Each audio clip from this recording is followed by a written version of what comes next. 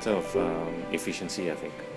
People are demanding more instantaneous results, and it's just a way quicker way of doing things. I mean, with the social media and everything online these days, I think it's a matter of how fast you can get it up online and how fast you can get it published. It's just time lah, basically.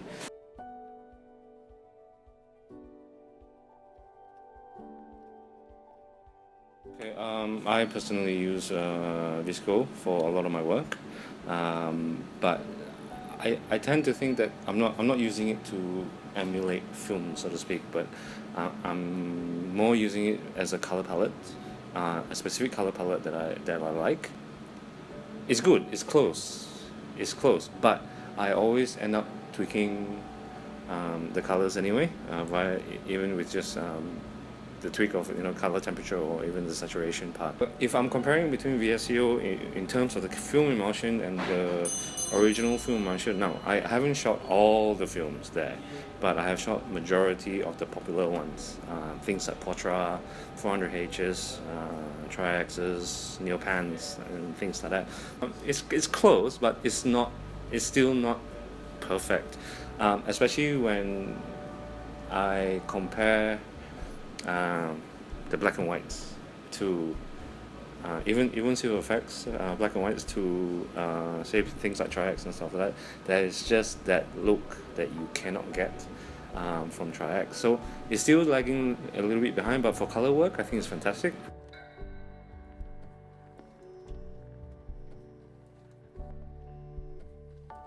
I think it goes back to the efficiency of things, you know what I mean? People who don't have the time or the patience to shoot film can easily go to plugins like VSCO and to convert their digital files to look like film, as close as it can anyway.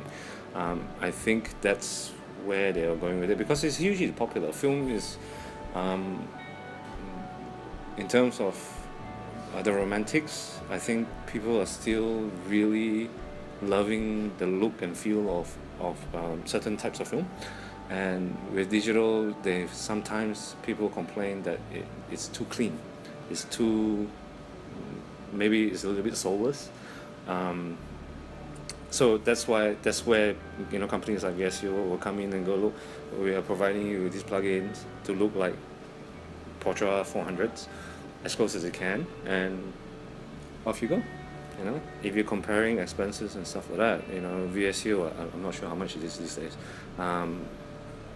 You buy it once and you reuse it over and over and over again. Film is 36 frames. You got to buy another one, and another one, and you got to develop the damn thing. That's where these companies are coming in and go, look, we're giving you a product that is trying to emulate what you guys are after anyway. There you go. I think it's a very fine line there in terms of it may come to a point where it's starting to promote film, because people will go, hey, look, maybe I should try it out and see what it looks like, But on the other hand, people who are short film and will go, no, it's not close enough, I'm not going to use it. So they'll just stick to using film all the time. So I think, but on the other side of the line, it's basically, look, people are going, oh, this is so easy. It's just a plugin, and it just click, click, click, off you go, kind of thing. You want grain, you add grain, doesn't matter. I think at the end of the day, it will probably be detriment to film shooters, but I think film in itself has a following that people tend to romanticize about it, and which is a good thing. It's like if you know cars, right? Alfa Romeos are known to break down, but yet people still buy it because heart over mind. So there will always be, the group of the population of photographers that will go, it's always going to be heart over mind. So film is always going to be heart. It's just not the same process.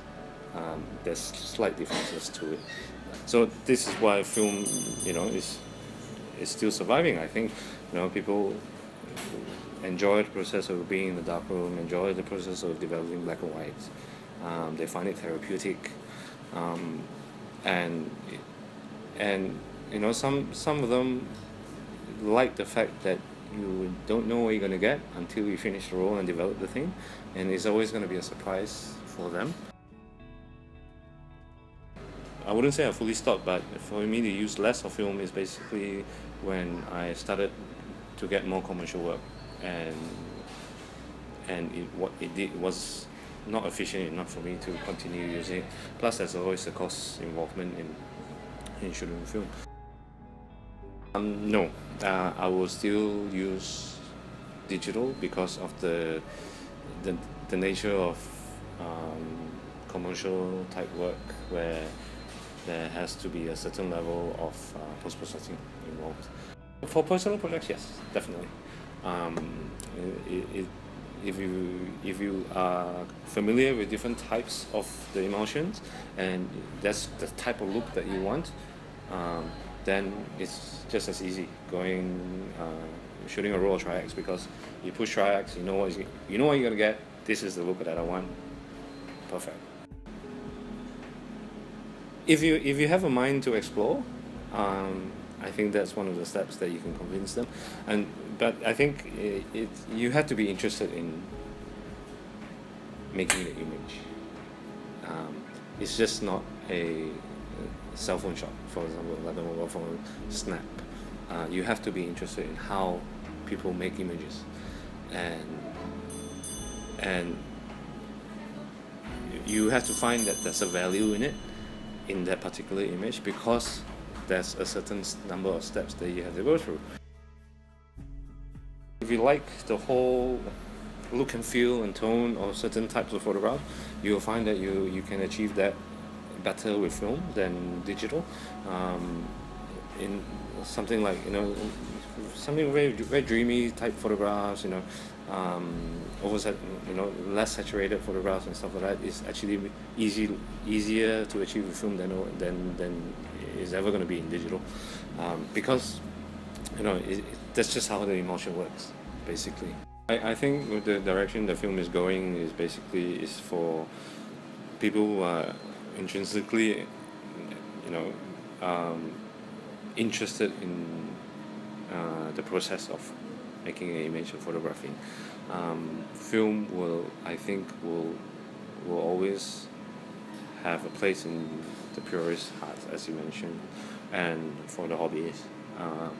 But in terms of professional work, I think there's less and less people using film professionally now.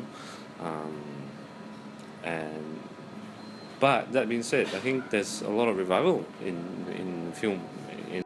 People shoot film because they want to. It's now not because they have to.